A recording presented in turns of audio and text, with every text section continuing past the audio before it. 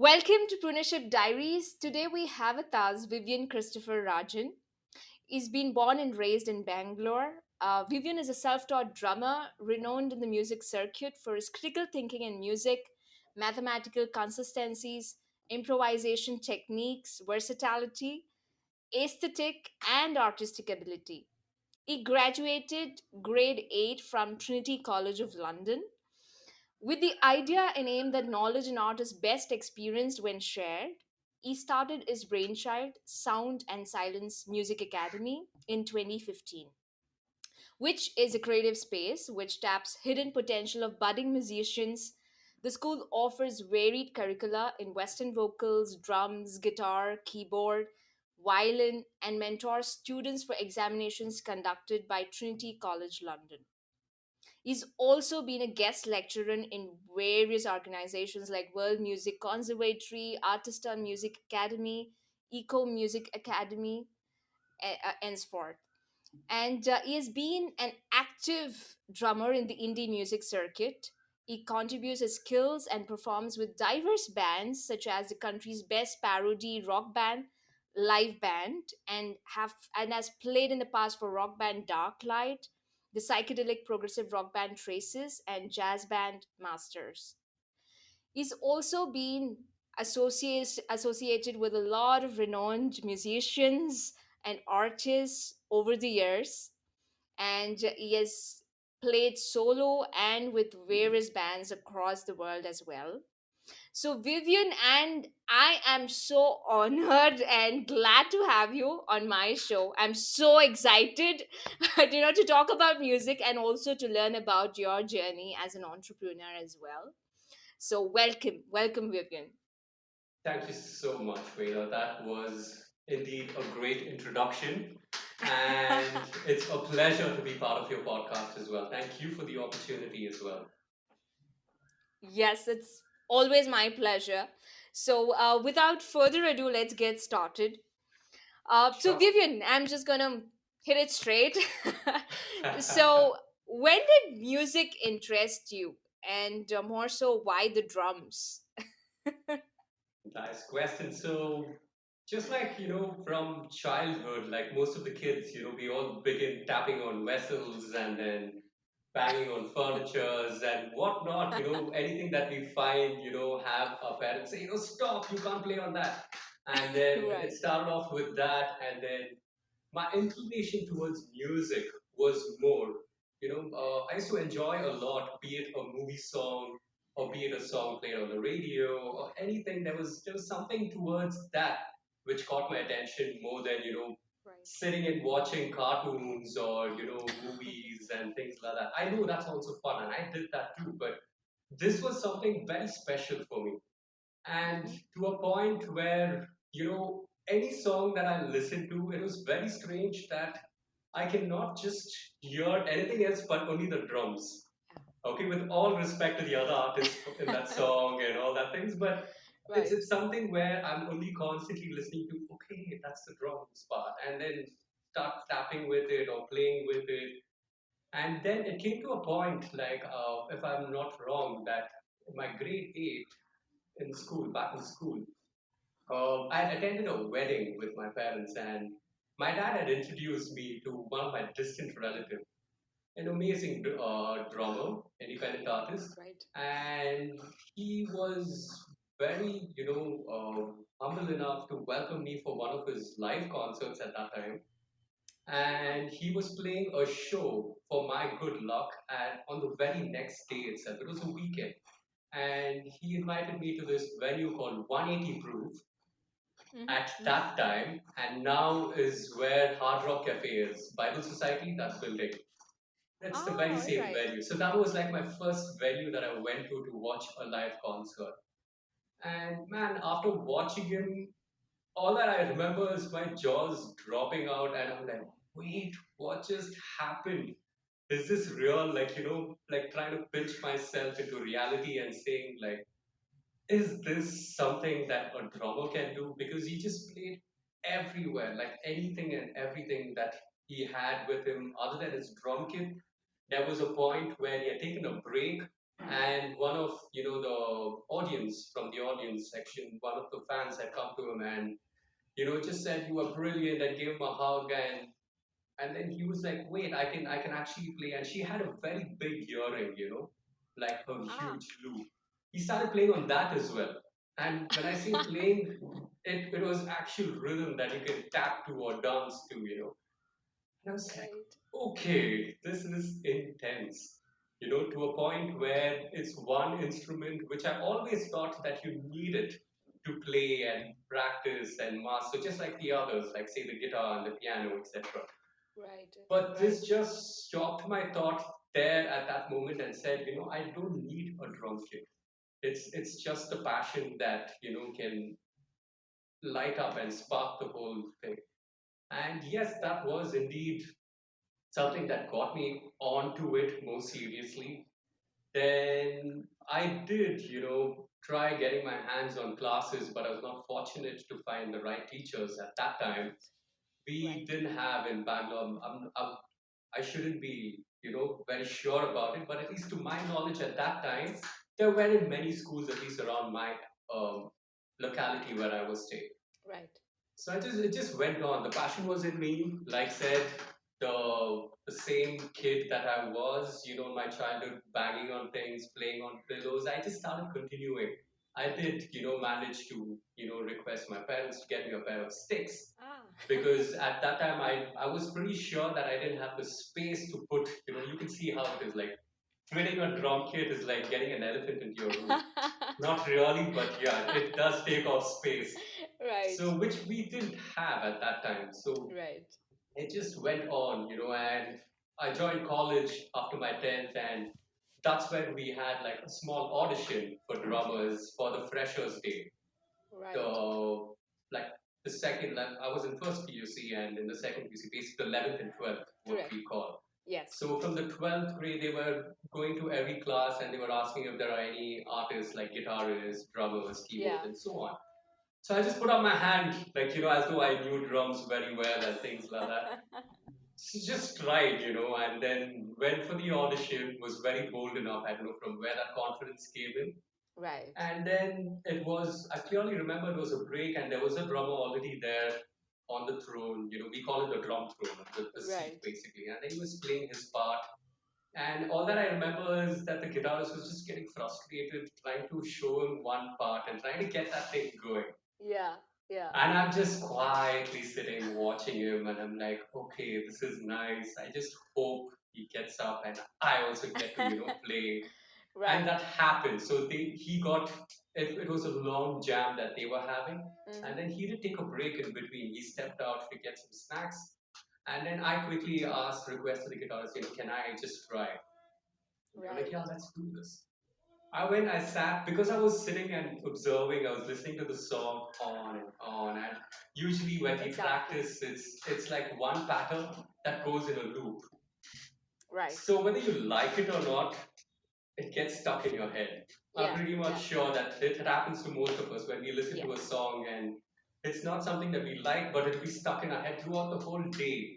It was like that.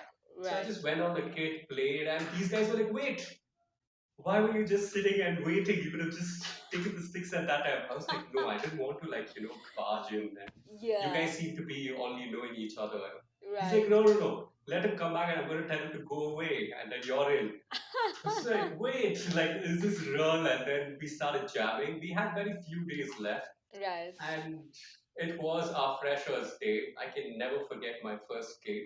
Wow. Okay, one thing that which none of us expected when we went on stage. So we go on, okay, before getting on stage, our bass guitarist, Right.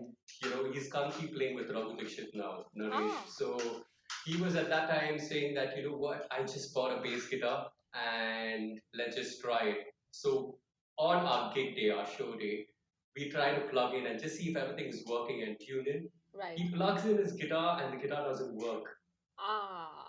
So people were like, wait. And he's like, man, I just got the guitar. Believe me, guys, like I just bought it yesterday. Right. People like, it's okay, relax, we worked this out. I had a bike at that time. And the store that he picked up was very close by from Right. my college. So I was studying at Baldwin's at that time. Yeah. So quickly took him and of course picked up the guitar, went to the store, called up the store. It wasn't open, but we made sure the store guy came to the place. He Right. was very sweet enough to give us an exchange. Oh The wow. moment he did that, I said, no, play it now, check it here. Only then Yeah. we're going back to college because it's a show day and I don't want to like take chances. Exactly. So we did that, and then on my way back, riding to college, Naresh, tells me like, you know what? I've never played the bass before. Wait, Oh my now god. that's worse than your guitar not working. Like really don't do this to me. He's like, yeah, man. To be honest, that's the truth. I was like, okay, let's go on. And then while riding to the college, even I disclosed what was the truth, and I told him, even I haven't played a drum kit before. This is my first time. And the audition was the first time, and of course, practiced a bit. And I can Right. relate to you. Don't worry, and all of it. So we ended up going. We go on stage, plug in, all ready to play the first song. Yeah. The guitarist who was like the main leader, the band leader, he plugs in his guitar and he strums, and there's smoke coming out of the guitar. I was like, wait, Oh what my next? god. Yeah, so we couldn't continue the show because it was Oh. it was him. It was the guitar that played the most part of the melody, and Right. it was something that was very much required. We could have Yeah. not just done without him. Yeah. So of course we got a little booed on stage because we went on all like like rock stars and things. You know how it is, and it's our first show, so we better dress up and things. And Right. we go back all frustrated. He's like, no ways, man. We all did a check. Why didn't you do a check? And then he also tells, no, this is the first time I'm playing the guitar. It's like, Right. wait, are we all playing this instrument the first time? Can we at least speak the truth out now? And then everyone confesses saying, yes, this is the first time. So Oh we're like, okay, my. why not take this to the next level? It's our first Yeah. show. Didn't happen. It's fine. Let's just sit and practice and look forward to the next show. So Right. we started then, and then the recordings and then the jamming. It happened every single day. There was never Oh. a day we never practiced, whether Right. we had a show or not. Right. That was a huge learning for me. And Wow. yes, that's how, drums got into my picture. Well, that was quite an interesting story. Oh my Yeah. gosh. The first gig, the The first so very called gig. first thing. Exactly, yeah. So I tell this to a lot of my students, Right. when they come back to me and they're like, sir, what a bad show I had today. I was like, I'm pretty sure it wouldn't be as bad as mine. Okay, just keep it going. You have a love for the instrument, just keep it going. You will have a lot Right. more. It's not about just having all the best shows in life and saying, Yes. I never had a dull one. You need to have a mix of both is what I keep, giving them that little boost. And then when I tell them my story, they're like, oh yeah, I'm far better. We at least played the show. We had a good time. The audience didn't recognize our mistakes, but we did. I'm like, Right. that is fine. That happens to me even now. So, so that goes on. Oh yes, I mean absolutely. I think it's you learn more from the mistakes and what didn't go well. True. I think that's your learning curve out Yeah, there. and So being human and bringing the human element there, I yes, don't think so. Any band would go on stage or finish coming back after their show and say that was a perfect concert. absolutely, Never absolutely. happened. There would be some Yeah. glitch, Yes. something would go off, and that's what makes it more interesting than the previous one, and something to recall and Yeah. get better. Yeah, I know. I mean, I think it's amazing because while you're on stage, it's now because there's no like a recording, a pre-recorded yeah, stuff happening. It's just exactly. there at that moment. What's happening with all? I mean, the True. synchronization of all the instruments and all of you band members out there. I think all of you need to be in sync. I mean, Yeah, that's crazy. we're I mean, on that's an one. adventure. Yeah, totally. It's never been a moment where one tries to take over the other. We all support each other, and hence the word Yes, accomplice come into play. And we try to absolutely. pull out a good show as one. It's absolute teamwork. Right. Nobody puts each other down or up or whatever. It's together what we make it sound. What it's supposed to Absolutely. be. So yeah, it's quite a challenge, but it's fun. Yep, It's yep. fun nevertheless. The adrenaline and Each experience is different. It's super fun. I enjoy Absolutely. it. Oh yes, oh yes, absolutely. All right. So moving on. I mean, my next question is with respect to the business part of it, or pertaining to the career per se. Um, so I would want you to talk about the time that you wanted to make music as your career. Getting into the music industry. So I want to know what were the learnings. I want to know what was your mindset when you were getting into the. You know what? I'm getting into the music industry. This is what I want to do. Uh, and Also, I'm not sure. I mean, I'm just putting out certain inhibitions which I think many people have. Like basically the arts per se. Like it's not that lucrative is what people think. Being an artist or a musician. um, it's always that struggle that one needs to go through, because it's not a set path, because have to struggle. You need to get to know what's happening, and if someone likes your work, then of course that takes it forward. So with all of those things, I want to know what went through in your mind. When did you take that decision that yes, I want to get into the music industry, and what has been your learnings so far, and insights, if any, if you want to share. Sure. So coming from middle class family, it was something that I need to, just like the usual, the regular setup, Yes, yes, focus on my studies. Education was given like the most importance, like correct, at most importance, and then correct. of course just after that we need to find a job, and that's what I did. Yep. Got myself a job, and all that I knew was I was never happy with what I was doing. Mm. With all respect to the company and the colleagues, of course, I had brilliant working atmosphere everywhere I joined. Right, And it came to a point where I'm just juggling, I'm just shuffling from one company to the other. right. And it's that beginning phase, you're still not happy with whatever is coming in. True. It's like a very, what do I call the fresh stage of your career, Yes. beginning stage of the career, a lot of people say. And of course, I was getting a lot of advices saying, Vivian, you're trying to make something within 1 year, you're trying to be satisfied with something within 1 year. It's not going to happen. Yeah. We all work in a company for 15 years, 25 years, and that's when we feel, okay, you're a little satisfied. I Right. was like, wait, what? 15 years in one company. I can't even finish 6 months properly, Like, how do you even do this? And of course, a lot of HR interviews, and the question always came to me was, why did you just work in this company for like 8 months or 3 months or six Right. months? And I was like, this is it, I've never felt happy with what I'm doing. Yep. And there was a constant churn in me, like saying, of course, I had my band rehearsals happening Mm-hmm, on mm-hmm. the weekends, sometimes on the weekdays itself. Just after my work, straight go to the rehearsal studio Right. or have it in my house. Beginning, it used to be in my house. Right. We used to just practice irrespective. And it came to a point it was very challenging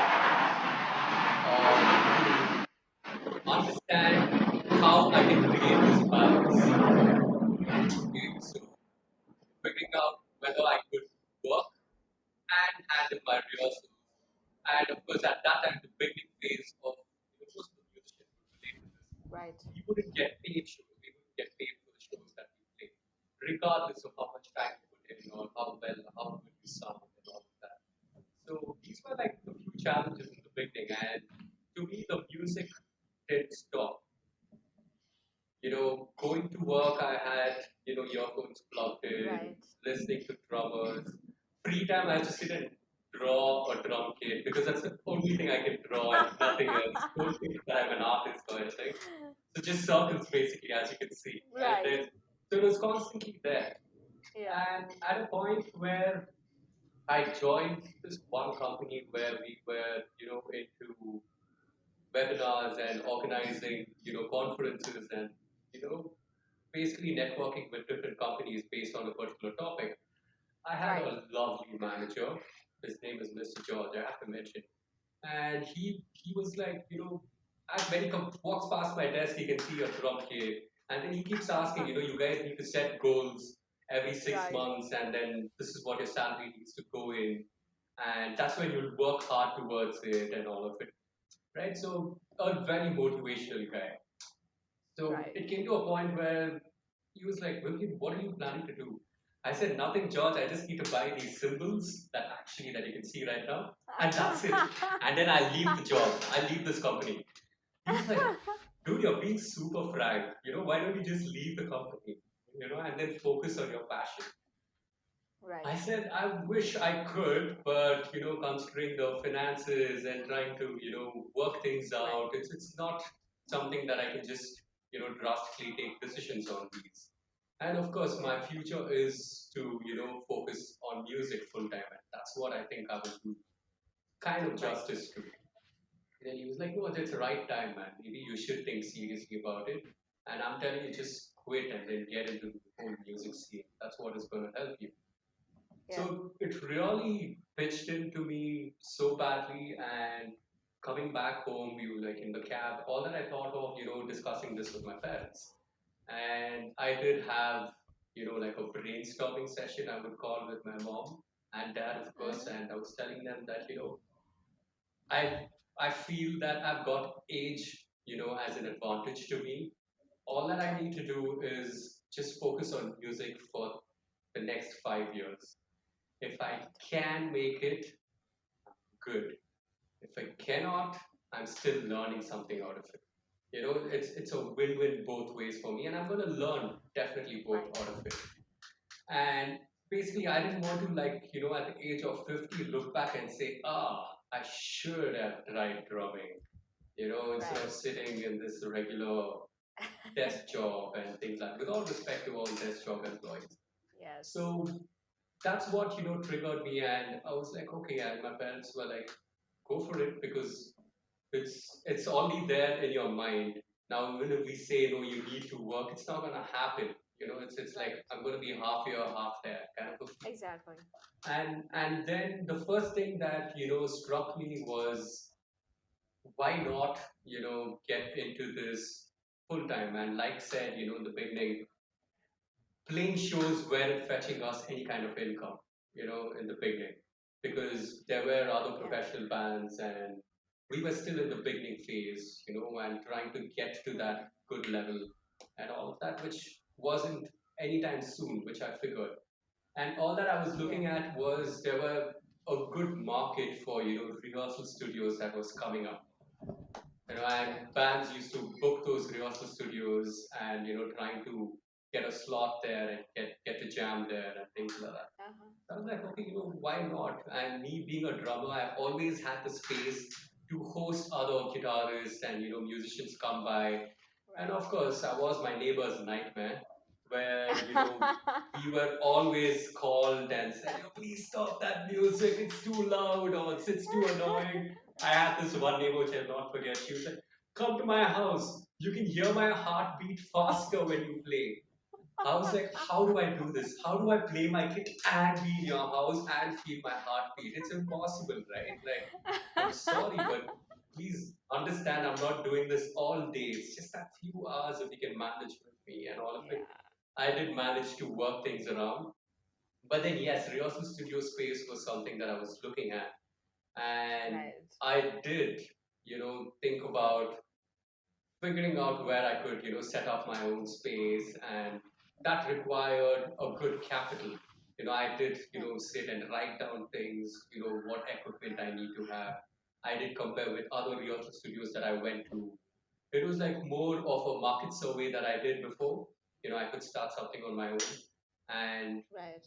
that led me Mm-hmm. to speaking with a lot of friends of mine and then trying to convince them. And eventually, I just had this one guitarist who we were part of a blues band at that Right. time, and then a very close friend of mine. So Right. these two really liked my idea, and I didn't want too many as well. I just wanted to start with three. Even Yeah. three was too much at that time. But then I was like, something to start Right. better than going back to corporate life or desk job. I was like, no, no, no, let me just get these two guys. That's better Right. than convincing a HR to give me a job. So I did work my pitch with them, and something happened. They really got convinced. They pitched the idea with their parents with the same conviction that I had, or I think more.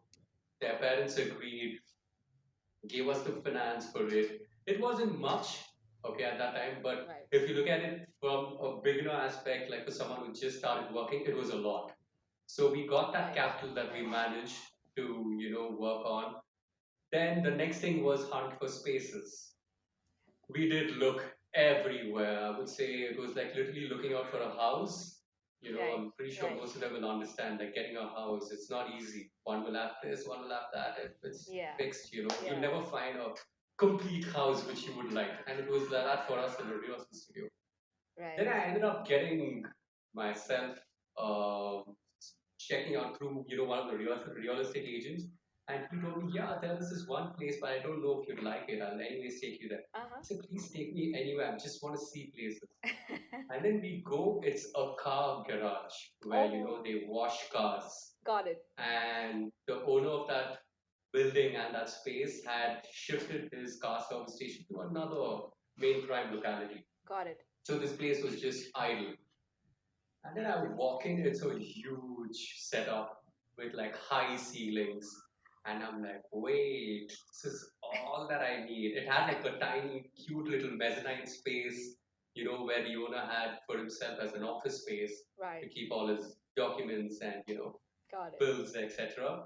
So I thought, yeah, that should be my mixer room. This should be where, I'm only picturing artists come in and play and things like that. Right. So that was, oh, 1 second. Yeah. So that was something that, led me to convince myself and say, yeah, this is where I have to start off. And Right. then the partner who was willing to venture with me, he was in Mysore Uh-huh. and he was working with Infosys at that time. So he was in Mysore and the guitarist friend, of course, he got to see the place. And then he was in the Right. beginning, very skeptical about the location, how you go into the place, the locality. It wasn't a very posh area and all of that. But I was like, it's okay. Not many Mm-hmm. people are going to see the surroundings. They're going to see the place inside. And one Exactly. idea that I always came up with, look at Mumbai, man. Like, you have like skyscrapers, and next to that, you know what is there. I don't want to speak about it. So don't look at the Yeah. areas around, but it's the place that we need to work on. And then yes, we spoke to the owner, convinced him to work a good rent for us and negotiated that. Got the friend of mine who was in Infosys in Mysore convinced. He didn't even come to the place. He was very kind to, you know, like trust us and then say, okay, go ahead. And then I went to his house, picked up the cash, went, bought all the equipment, set up the space. Right. That was the beginning of my music career. Real Wow. story. Wow. Yeah. Amazing. I mean, I think quite some decisions out there, I think going Yeah, for it's it. too I many. think thinking that okay, this is what I'm going to do. I think one point which you mentioned was I don't want to be 50 and regret that I didn't try it out. So, yeah. Yeah. So, Yeah, and then of course, absolutely. as usual, coming up with a name for the place was like a challenge. We were like Yep. sending out messages. We created a small chat group, and none of us were happy. One night, I was Right. like, you know what? Let's just. This is what I thought of, and just with the initials of our names, I came up with the idea of calling Oh, it Dive. So it was DYVE. And I came up with a short tagline all saying, music right. is an ocean, genres are waves, just dive. And then I sent that as a message to these guys, and they're like, wait, what were you thinking when you did this? I'm like, really? You got convinced? Like, I didn't see this coming. I just thought, randomly, one of the names that you can think of. But then Yeah. they liked it. And whoever I spoke to and, told them that this is what my brand name is going to be called, they were like, wait, that was lovely. And it started off all well. It was a good start. We Wonderful. had like one of the most eminent artists across India come down to our rehearsal studio when they had a show in Bangalore to Right. rehearse, and it was nostalgic to me. It was amazing to see your, inspirational musicians come down at your space and play. It's like, I mean, free lesson, and they're Right. paying you for the space. I'm like, what? This can't get any better. So yeah, that was it. All right. I mean, wonderful. Before we get on to your music academy, before we get on talking about that, So Yeah. I want to know. So you had taken up a space and you had started jamming with fellow artists.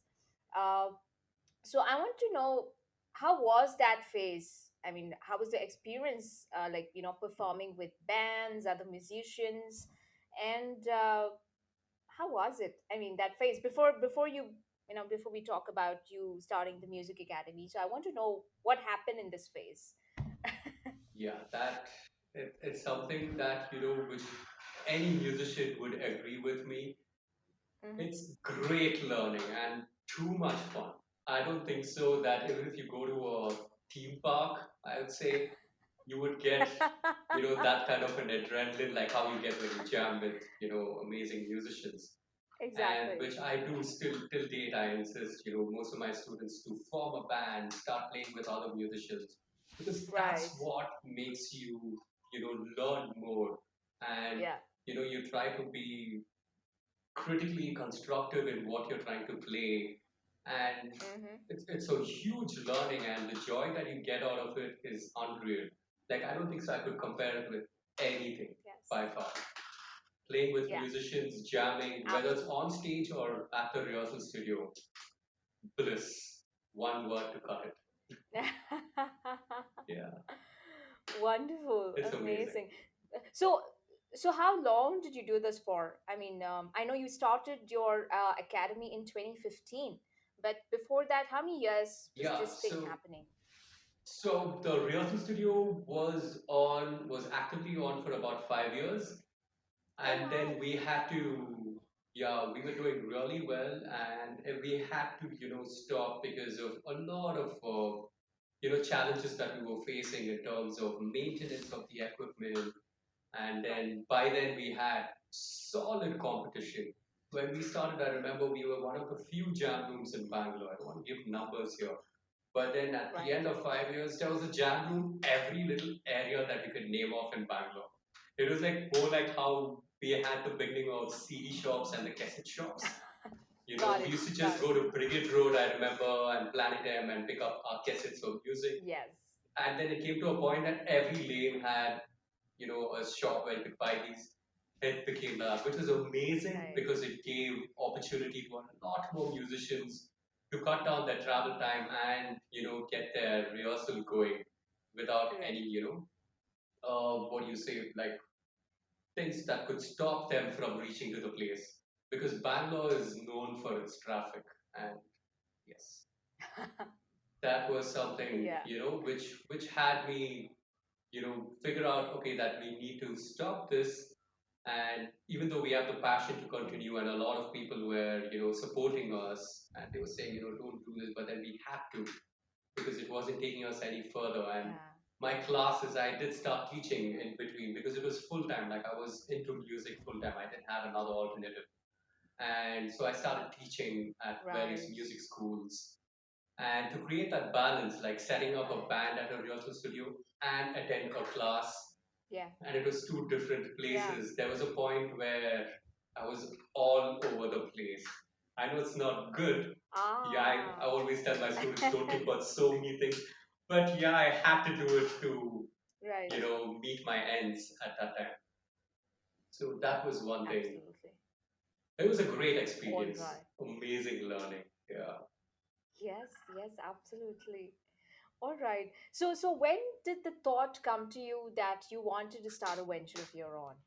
When did that happen? Yeah. So with this past experience of running a business, I kind of knew the nitty-gritties that were required, and how exactly we need to balance out things, and in terms of getting your clients and creating that balance. It's a huge process overall, to Right, for you to make yourself known in the market, let alone make something in the market.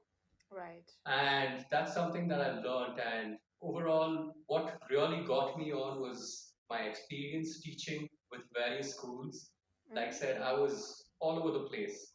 There was a school Right. in Whitefield I used to teach on Oh, one day. There was a school in Malishuram. There was a oh. school in Maratali. And there was a school in Indranagar. And all Oh this is my. happening in the same week. I'm not talking about different months. So you Oh ask me my. which route to take to go to Whitefield. I can be your cabbie. You know, I can just tell you, just do this map route. Yeah, man, you can skip traffic. It's the best way and all of it. But then no regrets. You know, I used to enjoy teaching as well because when you share something, this is what I have learned. When you share something, there's more space for you to learn more. So Yeah. it's Yeah. never a point where I'm just filling up everything for myself and I'm like, no, I don't want to give you this. Correct. It's where what else? You can't do Yeah. anything more beyond that point. For me, it was Right. lovely to see, especially my students play what I'm trying to show them, and to a point, it came to a point where I would have not done it in my learning phase. And I don't think so that experience could be matched with anything else, especially when you see your student play better than you, or your student play more than what you expected, beyond like Right. we set an expectation and then they like go past it. That's something that kept me going, and I loved each phase of it. So that's Right. what got me. And teaching art or teaching drums, let me speak about my Yeah. forte. Yes. Was a mixed age group. I wasn't like limited to I can only teach kids or I can only teach adults. Correct. You name it, my bandwidth was completely extended. I had at one point, yes, it was a huge challenge, but I did have a 3-year old Right. and Ah, I right. did have a 65-year-old on the other hand. So by the time you Yeah. relate, you get to their mindset, explain it to them, make them understand. Whoa. So over the years, it took me a while to get used to it. And that's when I realized, I could cut down my travel time Yeah. if I start something on my own. And Correct. that's when I had this very close friend of mine offer me his space Hmm. located in Ijipura on the main road. And it Right. was a commercial space. And when I looked at it, I was like, what? Wait, it was beautiful. So we have a view overlooking at the golf course. And it's on the main road, right next to the bus stop. Wow. What more? Like, I don't think Yeah. so. I can ask anything, more. So I was like, yeah, let's do this. And that's when Sound and Silence Music Academy came to place. Wow. And touch wood, it's going reasonably good so far. Wonderful. I wouldn't say I've done the best school year or we're Yeah. doing like really good. But yes, it's a journey. We go through a lot of challenges. It's amazing, I would say. Till date, not one regret. Wow. Wow. And it's a progress, right? Yeah. I mean back then you were working or performing with bands and artists and other musicians, and then pertaining to the situation and for your growth you moved on. I mean, of course, as you Exactly. mentioned, you felt more joy in sharing your knowledge with others and bringing up the music out there. True. So Vivian, my question is, I wanted to talk about what were the challenges that you went through while setting up both the ventures. I mean, back then it was the performing space, your studio, and right now it is the music academy. So, from a business perspective, what were the challenges that came about? I know one main thing is, of course, the physical space, and of course, I think you nailed it in both the both the times. But what were the True. other challenges that you've been through? I mean, pertaining probably with respect to marketing, or probably with respect to I mean, other things, logistics, or getting to know, or probably calling out people. You know what? We have a music academy, or was it easy, or how was it? Not easy at all. So Okay. it's still not easy, I can never say that I've, Absolutely. I've got it all. And no matter how, Absolutely. if marketing is one phase that it's like learning an instrument, you never come to a True. point where you say, okay, these are the ways, these are the few tips I can give you on, try it and you will become successful. It doesn't work. Right. And there was so many books or inspirational motivational videos or TED talks that I've seen based on marketing and all of that. It works to some extent, but not always. It's Right. you cannot have like a formula, I would say. So Yeah. that's a challenge. There's never one way of working it out. For the rehearsal Hmm. space to start off with, It was about making your brand, like basically brand awareness is what I would call it short. Like letting everyone know that you even Exactly. exist, let Yeah. alone what you do. That all comes, Exactly. later on. Just your name, that, Right. okay, do they know die?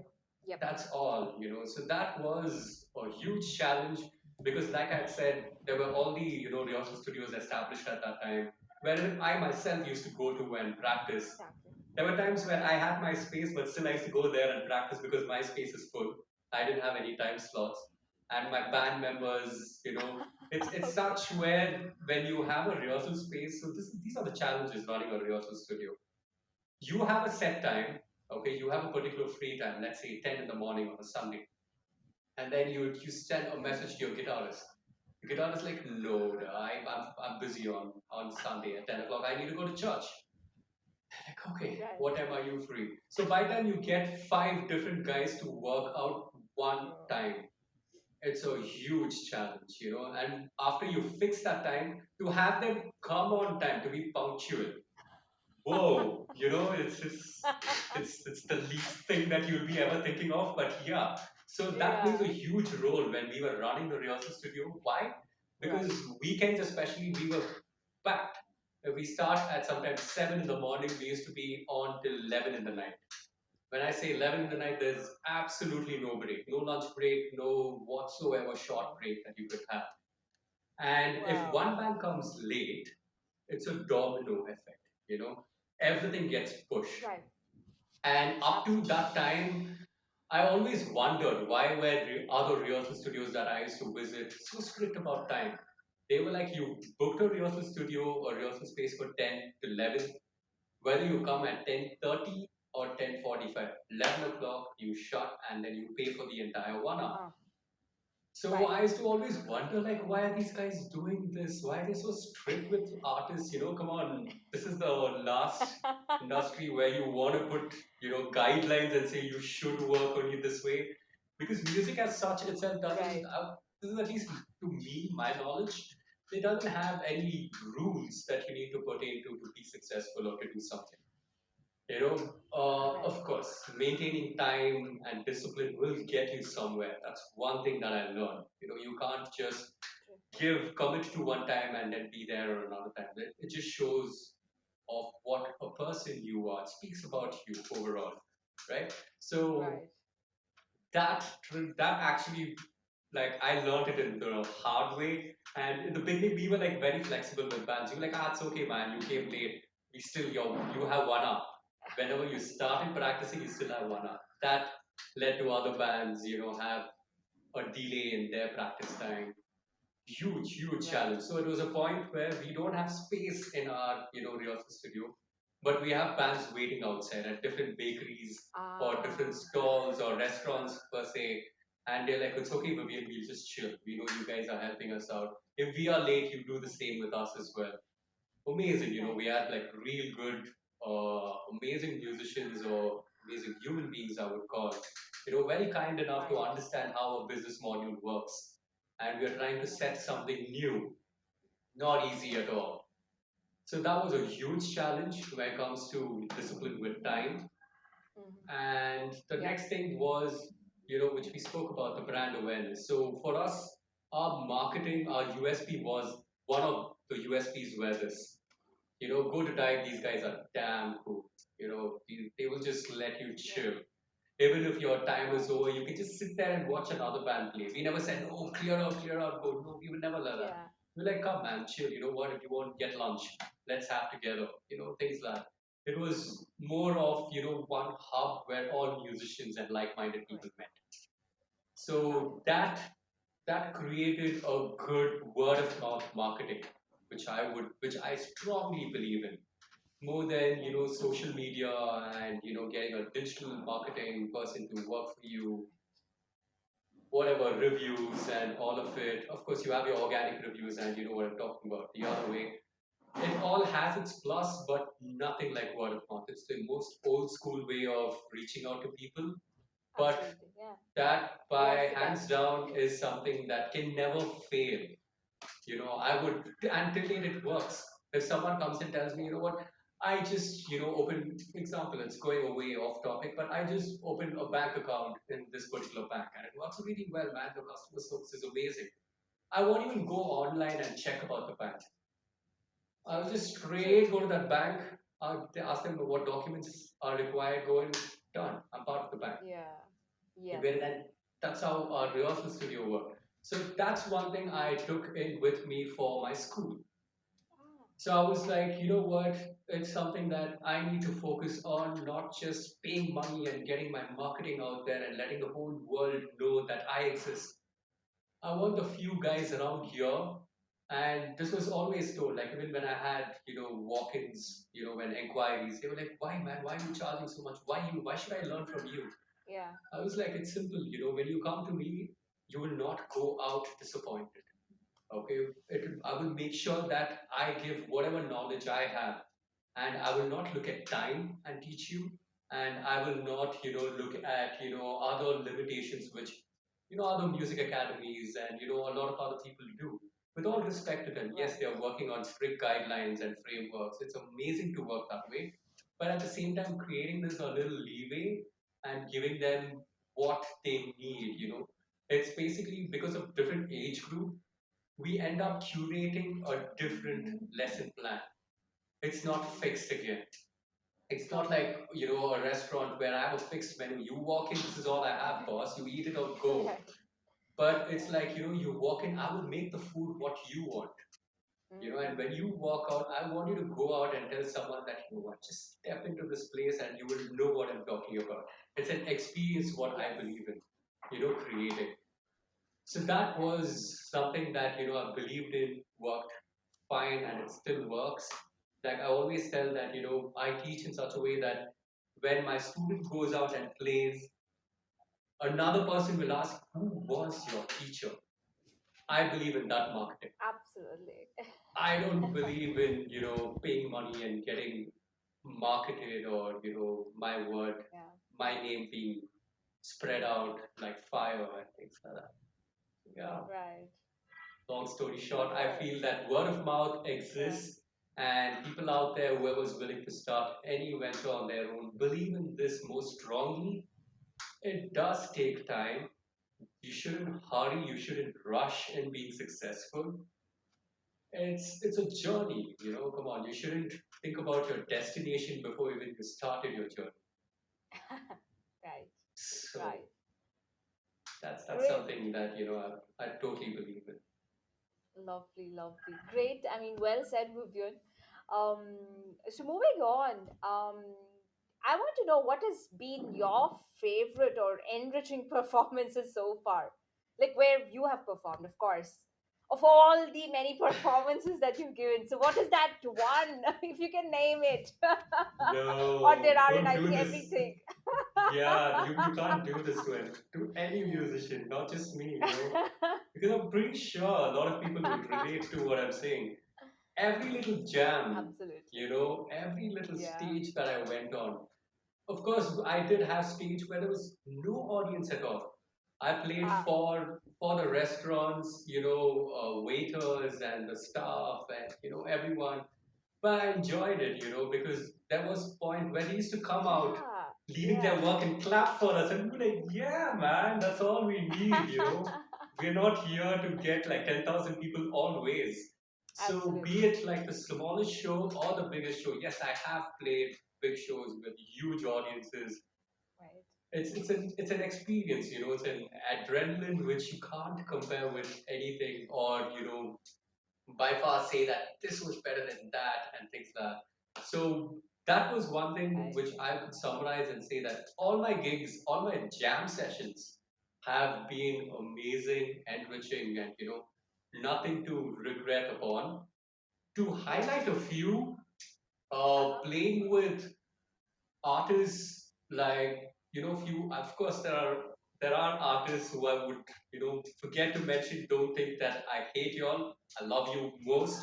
But yeah, playing with great renowned artists like Keith Peters, legendary bass guitarist, when I got him to know that he's gonna be sharing stage, and I was like, wait, this reminds me of Chinna Chinna Ase and Roja, I know how much I've heard that song, and then I'm seeing that man here and I'm playing I with know. him. It can't get better than that. And all thanks to Sanjeev Thomas for that amazing guitarist. So Wow. then, of course, you have Anant Menon, amazing singer.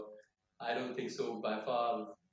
There are, of course, amazing musicians out there, but to create that balance, of being a nice human being and an artist and no ego and just be yourself, it's not found in all artists, I would say. That's Oh something yes. that I have to give it. So playing with Anant Menon, Sylvester Brody, then the list goes on. The recent concert was Ananya Bhatt before the Ah. lockdown started. Oh wow. Man, she's such a powerful singer.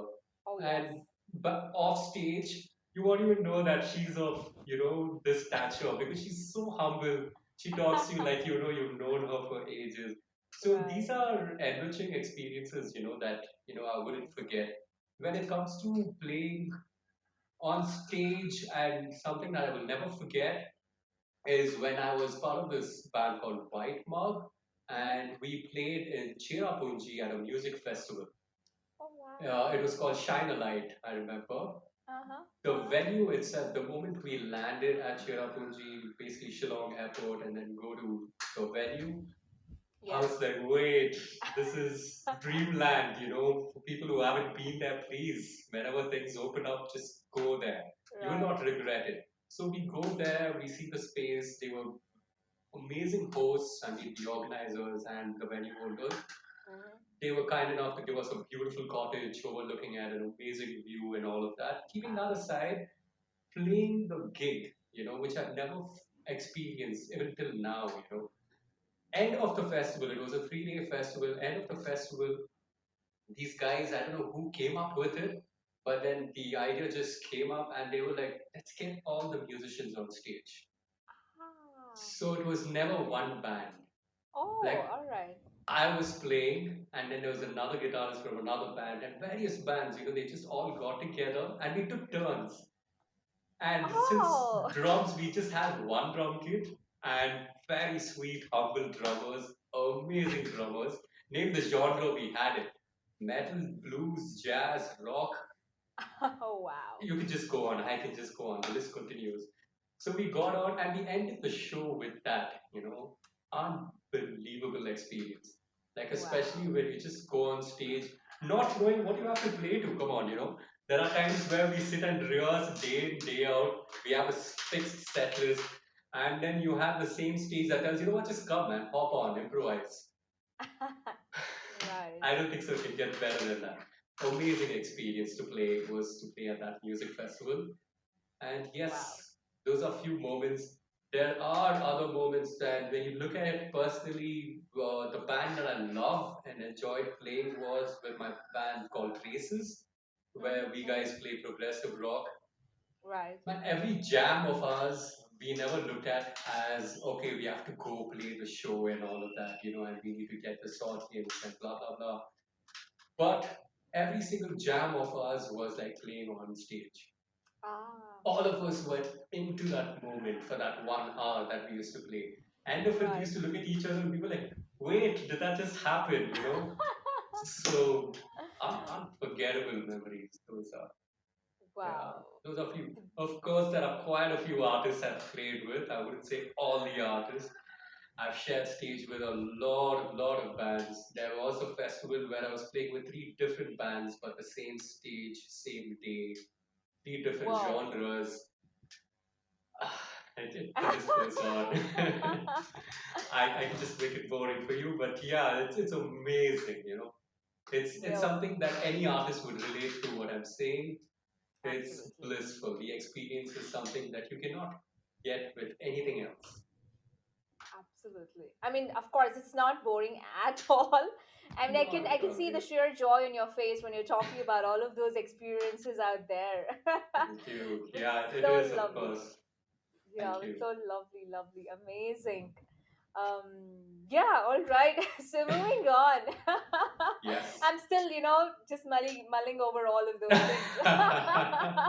Sorry, I'm just making all your questions really long with long answers. It's not something that I intended, but yes, just No, going come with the on. flow, I would say. Yeah. Absolutely. We're hitting the right notes.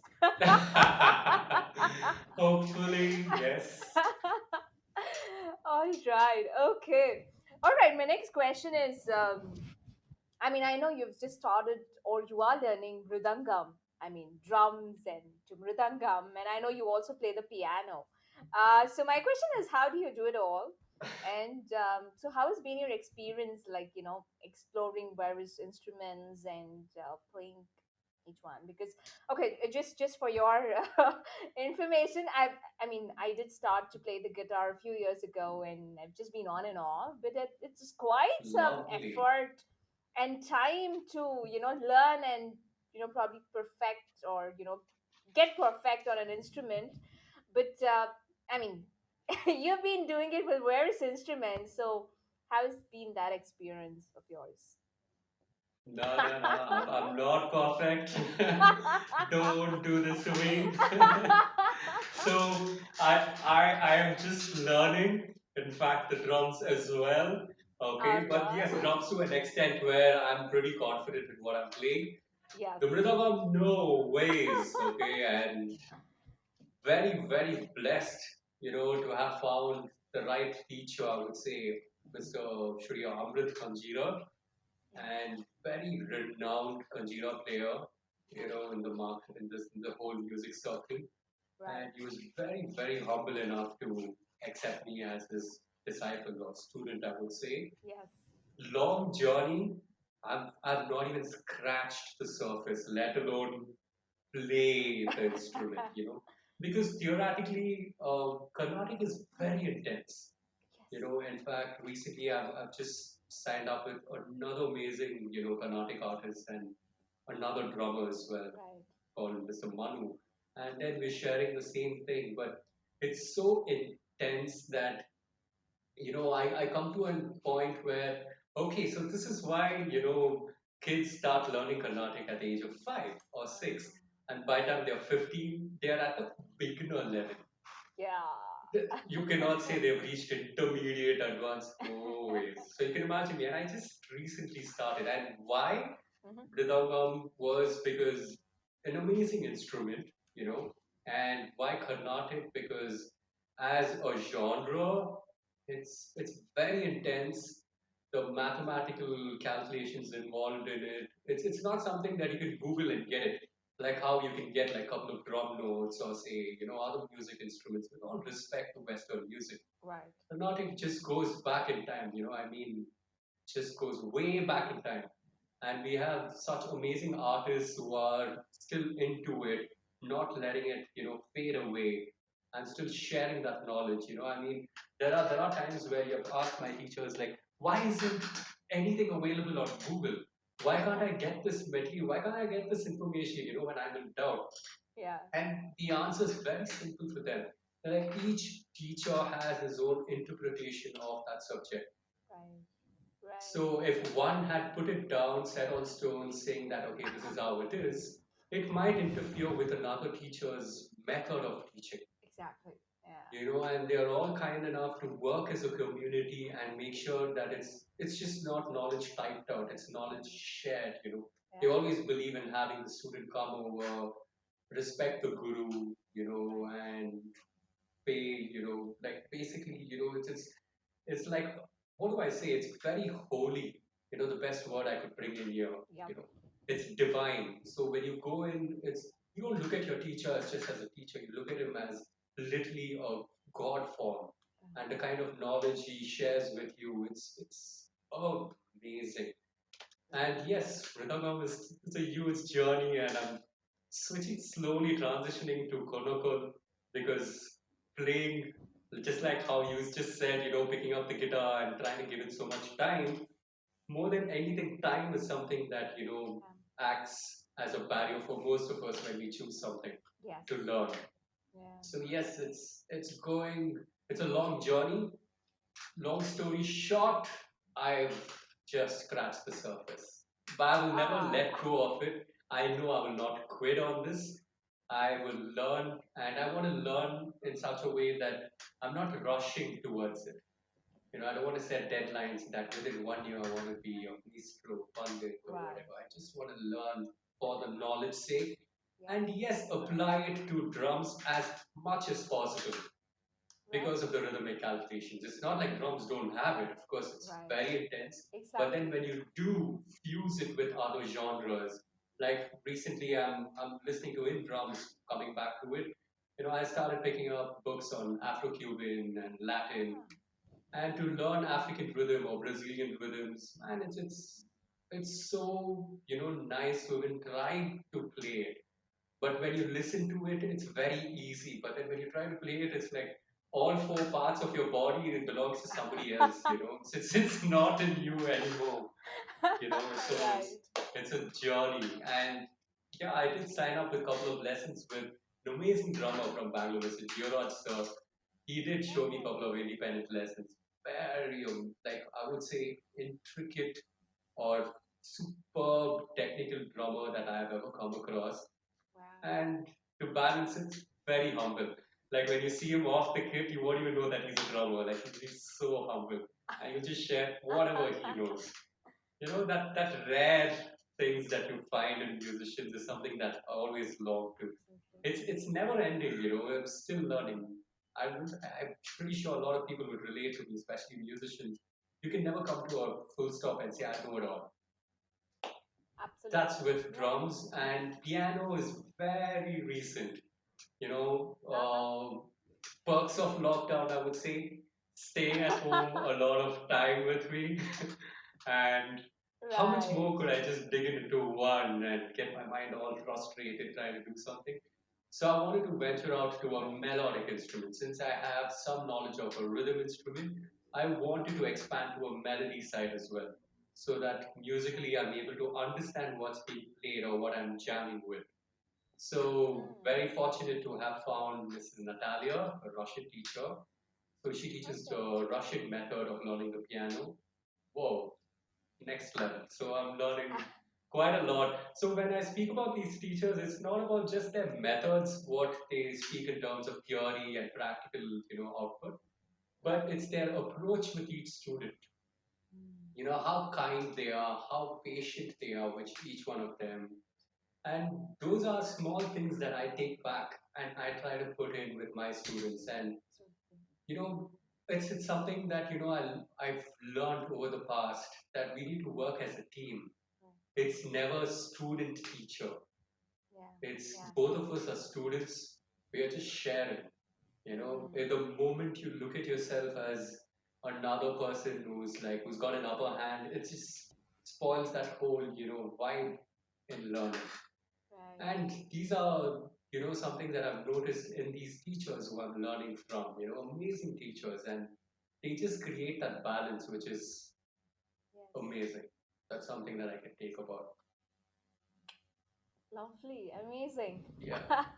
So you are a teacher and a student as well, and so beautifully put Yes. out. Like it's not the teacher and the student, but both of you are students and trying to figure it out. So that's just beautiful. Yeah. It's Lovely. lovely doing that way, so you Yeah, learn a lot. There's so many absolutely. times that when I see a student play the wrong way, it makes it more easier for me to speak about that to the next student. Ah, That just avoid all the wrongs, all the no's, or all the bad exactly, ones, and work on all the positive ones, all the right ones. So exactly. we're not trying to go the longer method, which Right. usually is done. I Got try it. to make it really quick and interesting, which is very hard because each one has their own zone. And right. by the time you get into their zone and come out, it's challenging, especially when you have back to back classes. Yeah. End of the day, I'm like, oh, my jaws are hurting. So, but it's fun. I love doing it. So, no regrets at all. Super, super. Wonderful. All right. So my next question is how do you stay relevant in the music industry while juggling a venture and also simultaneously performing? So how does that Ah, happen? initially. Initially, I thought, okay, I need to just, give it a break. Like, I Yeah. just have to do one thing at a time because trying to Right. do both the things are, it's like I'm either here or there. But Yeah. then, basically, when it comes to time, not, when it comes to teaching or, say, Right. performing, Right. because while teaching, I'm in the zone. I'm giving all my best that I could. While performing, I'm on it. There is no ways of looking back and just doing half-hearted ones. And Exactly.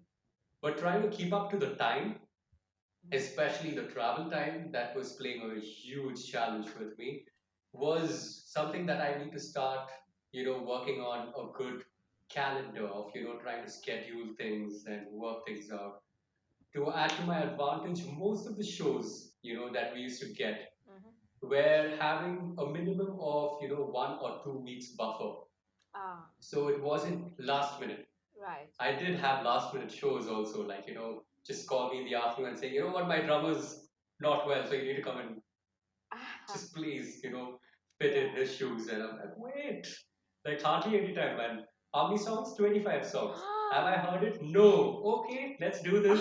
So I Oh put my on a good lord. playlist on loop and I'm just listening to it constantly. So taking down notes and all of that. So that's very challenging, trying to Yeah. remember a playlist and things like that.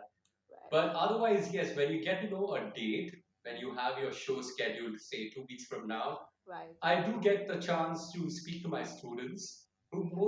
most of the time, they're very flexible. So I tell them, so and so date, I'm not available, I'm traveling, but let's compensate. Let me compensate this class for you on Right. so and so date. So I reschedule it either prior to the show or post show based on Mm. their convenience. Because of course they also have their routine, their calendar to work on. I don't go about saying, no, you should be present Saturday, 3 o'clock, done. No, never. I just tell them that, okay, what works for you? Weekend, weekday, Right. first half, second half. I give a list of timings. We work things out together. And yes, that's what has helped me, create that balance and, Yeah. trying to reach a point where I'm not disturbed, I'm not like getting it like, oh, this is too much in my plate and enjoy it at the Exactly. same time. All right. All right. Well Oh, said. yeah. But my next question is, of course, we do have the pandemic, the lockdowns, and all of those things. So how has that been? Because of course, performing elsewhere in, it could be a different city or a different country, or it could be various other locations that you're traveling to.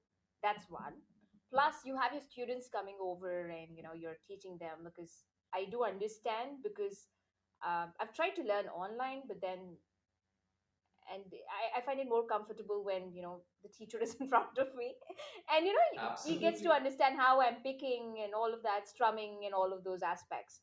So I want to know, how has this phase been with respect to the pandemic and the lockdown, and yeah, how has it been? Yep. Yeah. So, yeah, the pandemic, like I was saying, it's something that, got me into a state of something that I never expected. It's a shock, that all of a sudden that people telling me don't step out. And I'm never used to staying at home. You know, Yeah. never. Okay. Like there was just me always out on the road. When I say on the road, I'm not literally on the road, but practicing somewhere, playing somewhere, or teaching somewhere. Right. It's never at home feel. So that's one thing that I was like, okay, like how do we do this? And I was like, okay, maybe it's temporary, maybe just 1 week or 2 weeks. We can work things out. And then I started, before that, prior to the pandemic itself, I did have students overseas. Like I had a student Right. in Beijing and then Okay. another student in Tokyo. So I did have my online classes going on. It was not new to me getting on Skype, and Right. teaching or getting on Zoom and all of that. So I did get my students, my existing students, to get online. It was a lot of fun, I would say, in the beginning, just trying to set up the call, let alone have the class go on. I'm pretty sure you'll relate to it. You get Yes. your internet fixed, then your drum kit is not fixed. Then you get your drum kit fixed, your mic is not fixed. Then by the time you get your drum kit, internet, mic fixed, your book is not there. I was like, okay, bring I it on. know. Could I just see more of this coming in? And the list goes on, But it's fun, especially when you have both sides. The students also understand what's happening, and I myself Right, understand what is going on with them. We try to create that balance and make it as fun as possible. Yes, like right, you had said, trying to work with fixing or correcting the posture or correcting your grip is very challenging when you do it online. right, But yes, you can work your ways out. It's never a no to it. It's not impossible. It requires more patience than being physically present. That's true. it. If that is set, basically when I say patience, it's not just me, it's the student as well.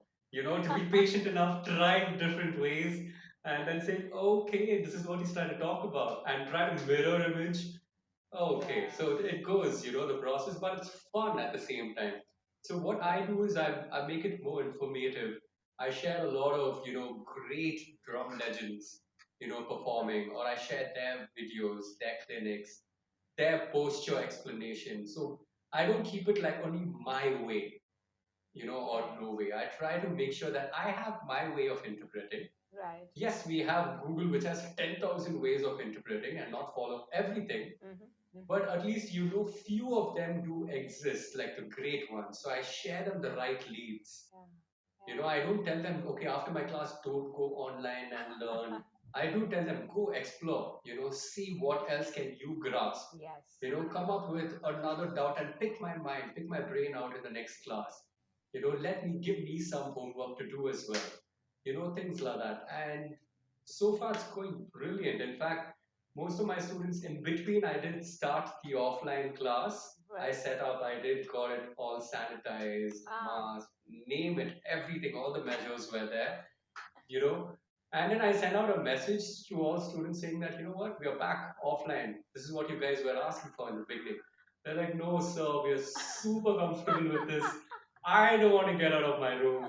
I'm happy here. I right. don't want to start my bike, come all the way to your place, learn, go back, and all of it. So I'm like, okay, now it's working to my disadvantage of running a space I and know. having that filled with cobwebs. Right. So that's a plus, that's a positive. So we don't have to travel. You know Yeah. what I'm talking about. Like a lot of Bangaloreans will understand what I'm talking about. Even Oh, if you yes. stay close by, but by the time you reach from one end to the other, you're like, wait, I think I quit. I will come back to you maybe next year if I do get free time. I'm like, okay, I understand. It's the traffic, more than your work pressure, your family, whatever Yes. work pressure. You have traffic pressure that's involved in your, day-to-day thing, which which Yes. which actually made us understand. Yes, there's so many things that people do online, and it makes things more convenient. Yep. And there are so many methods, there are so many mediums of having the same thing what you could replicate offline Right. through an online medium. It's in the beginning, yes, challenging, Yes. but again, coming back to it, I'm not bragging it, it's not impossible. Mm. You get it? The negatives are, which only we spoke about. One of it is like the posture correction, being there with the student, Yeah. and telling, what, get up, let me sit, let me show you this, and then get on the kit, Yep. play a little bit, and then I try to be an inspiration for them, and then they go like, are you serious? You played at that speed? I'm like, no, no, no, wait. When I was like you, I couldn't even get this far. It's all about just repetition, True. muscle memory, True. and that's what makes me play at this speed. Yeah. I didn't just, put some magic potion and then slept and then woke up the next morning to be an awesome, okay, a good drummer. So Right. it's never, something that there are shortcuts to it. People say there's no shortcuts to this. Yes. It's just about creating that discipline and at the same time having fun with it. So I break my class into different short, bursts. Right. I don't just feed one information for 1 hour and tell you to memorize it and come back to me in the next class. Yep. Yep. I feel that just goes off your head. I make sure that they understand if it's just one class or one particular concept. let's brainstorm on it, let's figure out how are the different ways of approaching it, and Right. then go to the next concept. So you know that you don't have to come back to this just to learn it. Yes. But of course, you come back to it to revise it and play and get better. But when Mm. it comes to learning, you shouldn't come back to it. That's how you learn a particular subject or a particular exercise or concept in this matter. All right. All right. Perfect. And what about your? I mean, of course, the performances or the gigs. I mean, I know it's at the Like, moment a yeah, you standstill. could see it. Yeah, it's a standstill. Yeah, look at it. I just digressed away and forgot about that being part of the question. Yes. So that took a huge stop. You know, Right. a lot of artists, especially full-time, musicians who are all the time gigging, especially performing musicians, Right. it took a huge impact on them. Personally, a lot of them who's, Yeah. struggling to get back on track and, slowly getting into the teaching mode as well. And as much as possible, I'm helping them out when approached. Right. But yes, it did take a huge impact. And playing to an audience on the computer, I don't know how well it works. I mean, I I'm pretty sure you can know. relate to it. Yes. You miss out Yes. on that whole feel factor or Yes. understanding or getting into that vibe. So those are the Exactly. negatives, I would say. Hoping things get back, into what it Yeah. was. I just Yeah. hope everyone follows the new norms. Wear Yes. masks, sanitize, 6 feet distance, and vaccinated priority. So if everyone works Right. together, yes, we can bring in a change because it's not one person's way of doing it. Absolutely. Yep. Yep. Yep. I mean, just hoping things get back, or we Yes. are able to act responsibly with whatever the norms True. are. Um, right. All right. So I mean, Vivian. I mean, I know you're teaching the students at the moment with respect to your music academy. But do you have anything planned, or I mean, any future plans? Lot of future plans, yes, Okay. when it comes to the whole teaching front. Yeah. So I did have initially before the pandemic to set up various branches, expand Ah. my bandwidth and try to Right. have more places. Of course, not just in Bangalore. I Right. was looking at different cities and things like that, Ah. which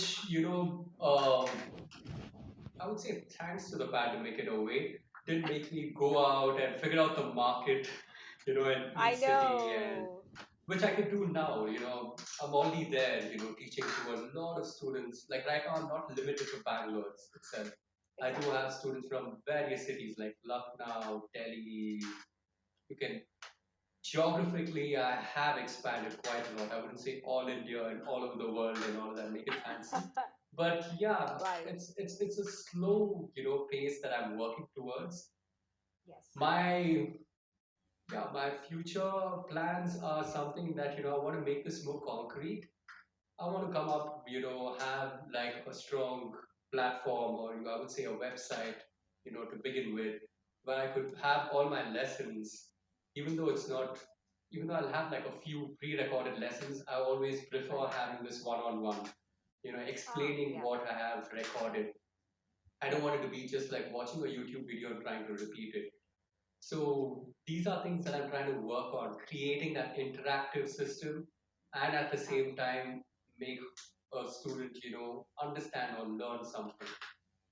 So I am working with a couple of good web developers. There is another digital marketing company as well I've recently signed up with.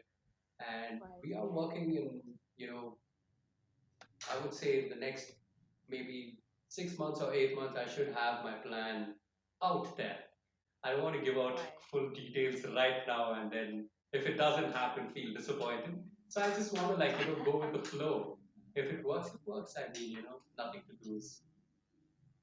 Absolutely. I mean, that sounds amazing because yeah, I would be happy to go through that. Sure, I'll definitely share that with you. Personal plans, I'm looking at, of course, more certification. I want to, pursue a degree, or right now we have a correspondence course through Trinity that's an ATCL or LTCL, All ATCL right. and LTCL, and then you have FTCL.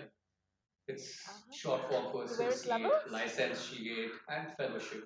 Basically, your undergraduate, postgraduate, and then you have your, like kind of doing qualified to do your PhD, masters, Got basically. it. Yeah, so I'm working towards that, and parallelly, I am trying to check because of the pandemic, perks of pandemic again. There are quite a lot of universities abroad which I thought I have to physically be present to get their, certified course. But right Right. now, they are openly, like they're willing to open out to correspondence and online medium. Ah, So I'm actually working with a couple of universities trying to figure out what their audition dates are, right. and I am signing up for their course. My learning won't stop.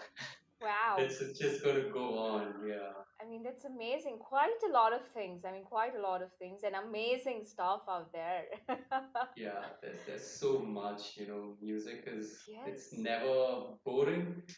There's never a dead end to it. There's no shortcut to it. Oh, yes. Oh, yes. Oh, I have It's learned just that. the There's no passion. shortcut to it for sure. Yeah, I mean, if you're passionate about something, you shouldn't, give up because it's Yes. not working out. Yep. You should just keep at it and see what worst could happen. And I True. say, bring it on. Yes. Is that all you have? I want to see more. So that's the attitude I try to, have most of the time. Even though sometimes I give up, Yeah. but I still come back to it and say, you know what, this is not the end. True. True. Thanks Well, to amazing mentors around. oh, yes. They just keep me going. Wonderful. All right, Vivian. So coming to the last question. So of course we're in the pandemic and well-being is of the utmost importance. So I want to know, Yes. what is your well-being routine like, or workout routine like? I mean, during the pandemic. So what do you Okay. indulge in apart from music? Good question. So basically, I have like a short workout routine in the mornings when I wake up. Of course, Mm-hmm. when I have this very close gym friend of mine, he's gonna hate me if Ah. he listens to this. You know, we, so yeah, let's shout out to Lois from T99, an amazing friend.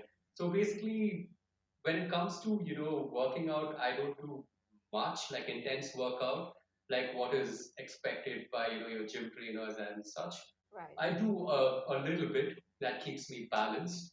Mm-hmm. Have a small little workout routine in the mornings. Right. Otherwise, my routine for the day is I practice a little bit in the morning, the drums, and then a little bit of the piano. I try to keep short bursts so that I don't get, Yes. bored or frustrated of just trying one lesson for the whole day. Got it. And I do take a break in between where I do nothing, like absolutely nothing. I just let my mind relax and say, maybe you know what, you need this. Mm-hmm. Just say goodbye, shut out world, and Right. then just do nothing. Yeah. And then I have my little niece at home who I sit and play with. Oh. It's super fun with her, and I just forget all my blues that I have. And then say, you know what, I can also be a kid, and then I get to her age, and then we do a lot of fun activities. We build castles, we build towers. We don't Oh. ask. I can just go on with her list. On spot coming up with games with her and things like that. And then evenings, I spend time with family. We watch movies. We catch up in a bit. We have our, casual talks. Figure out what we need to do, set plans and things. Yes. Very rarely set plans, but most of it just fun talks. Wow. So Wow. that's my boring well-being, if you call it. But yeah, it's something. But I enjoy doing. It's no Absolutely. regrets. It's just being me. Amazing, And of amazing. course, I do take time off, talk to a few of my friends. Yes, whoever is going to listen to this is going to hate me because most of them say, where have you gone? Because I can't catch up to the whole world at the same day or the same time. But I do Right. make little time, speak to them, have long conversations, Yes. try to make, things going with the flow and have fun at that moment. Right. Yep. That's Super. how I could summarize my well-being. Awesome, awesome. Sounds good. All Thank right. you. So coming to the last section, which I call as a pruner spotlight section. So I do Uh-huh. have five questions. Well, it could be on the personal or the professional front, and you Okay. could answer in a word or two or a couple of sentences. I mean, I totally leave it to you. Okay. All right. So All do we right. get started? Yep. All Wherever.